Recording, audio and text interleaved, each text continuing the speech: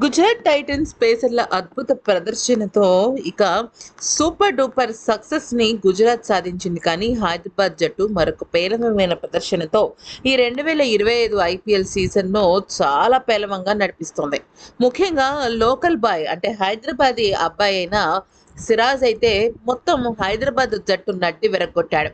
ఏకంగా 4 కీలకమైన వికెట్లతో దుమ్ము రేపేశాడు.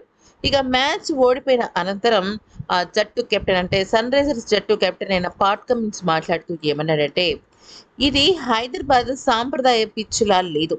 ఇది ఏమాత్రం హైదరాబాద్ పిచ్కి సంబంధించిన వికెట్ కాదు. ఈ విషయంలో నాకెందుకో ఎక్కడో మోసం జరిగిందేమో అనిపిస్తోంది. బ్యాటింగ్కు చాలా కష్టంగా మారింది. గతంలో మేము కొన్ని మ్యాచ్లు ఓడిపోయినప్పటికీ హైదరాబాద్ సాంప్రదాయ పిచ్ మాకు కలిసి వస్తుందని ఖచ్చితంగా మేము రాణిస్తామని అనుకున్నాం. కానీ మాకు బ్యాటింగ్ కష్టంగా మారింది. దాంతో మ్యాచ్‌పై పట్టు సాధించలేకపోయాం.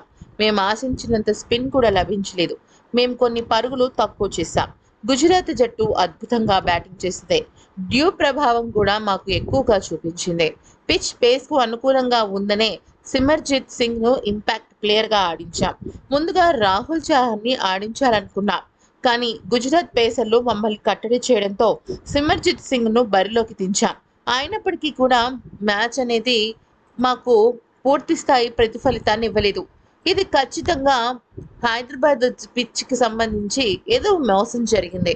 అయితే ఈ రకంగా పిచ్ పూర్తిగా మారిపోతుందని మేము అసలు ఊహించలేదు అంటూ పాట్ కమిన్స్ సంచలన వ్యాఖ్యలు చేశాడు.